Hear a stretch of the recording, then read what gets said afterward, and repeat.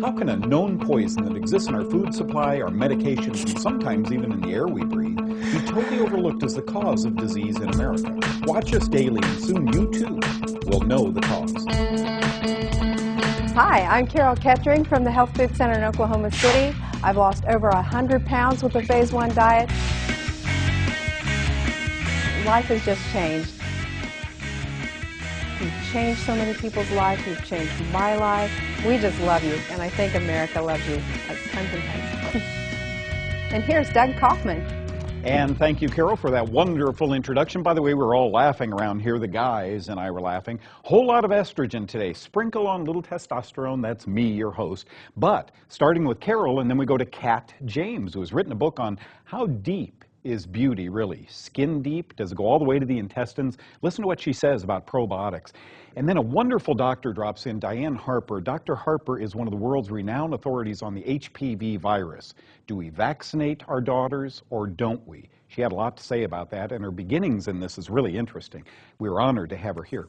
And then Carolyn Talty, we got her on the phone. Carolyn has a child who is sick with tummy and brain disorders. So guess what she did?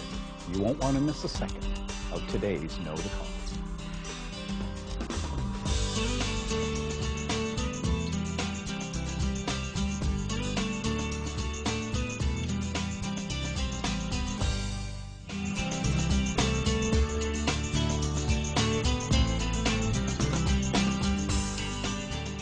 Okay, right now joining us on the air is a special friend of ours, and I don't think I've ever shaken her hand, but Karen attended a meeting, and at the meeting I lectured. This was a meeting on neurological problems, autism, and so forth, Tourette's syndrome and so forth in children.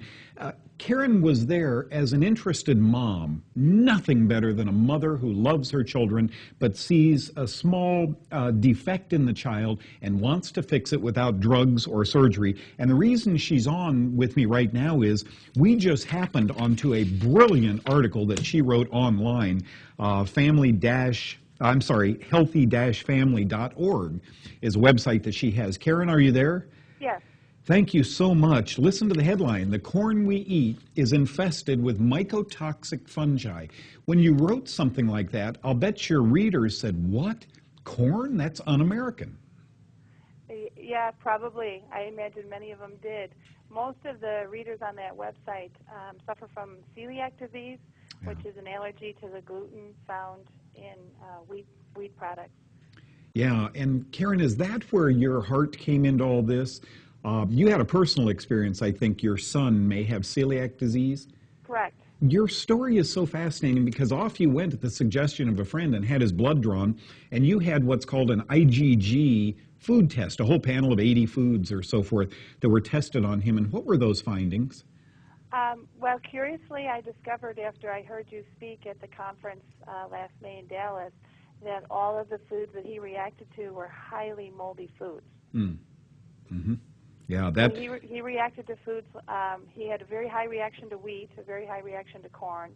He reacted to peanuts. He reacted to chocolate. He had brewer's yeast. Many of the foods that I now have come to learn are highly moldy foods. And Karen, there's a reason for that. I'm the guy who brought that test out some 30 years ago. The antigens that we test, right? The corn, the brewer's yeast, the peanuts, it's not the pure peanut antigen. It's peanuts that were taken from a farm in Georgia and put on a plate to test, and they are impregnated with this mold. So what people react to is not peanuts, is not corn, is not brewer's or baker's yeast. It's yeast, it's mold, it's mildew. So that was kind of a tap on your shoulder, Karen, that, okay, after hearing Doug, maybe this does make sense. Now, did he have Tourette's and celiac disease? He was diagnosed with what they call a chronic multifocal tic disorder. Okay. And we put him on a special diet because we took him to a neurologist who wanted to put him on drugs. And he was about almost 4 years old at the time we took him to the neurologist, and he had had symptoms for about 7 months, and it was pretty chronic. And he also had signs of OCD and hyperactivity. And I'm a former special education teacher, so I kind of knew the road that we were headed down, and I just did not want to go that way.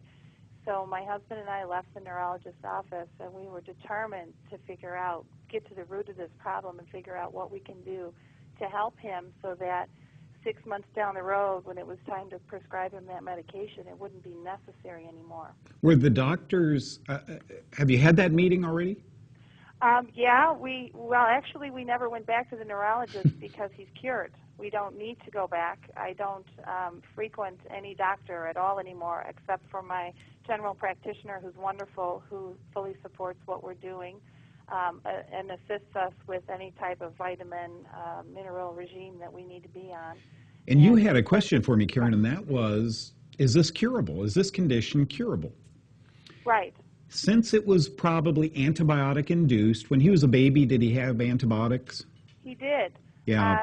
I nursed him for the first year of his life, and after Good. I weaned him and started putting him on solid foods, and I did what every other mom does. You know, I bought the Gerber baby products and that type of stuff, and he started to develop chronic infections. And now when I look back on it, I see that he ate a lot of products with dairy and with gluten and with corn in them, and that probably contributed because Karen, we know that genetically he's gluten intolerant. Right. The longer he stays on a grain-free diet, the sooner I think this problem can be reversed. Remember also, if antibiotics induced it, probiotics are going to be necessary to help him along. And don't be shy of good, safe probiotics. Keep him on a grain-free diet and see what happens. This was Karen, who has written this wonderful column and attended my lecture. Karen, thank you so much for being with us today, and that's a wonderful testimony.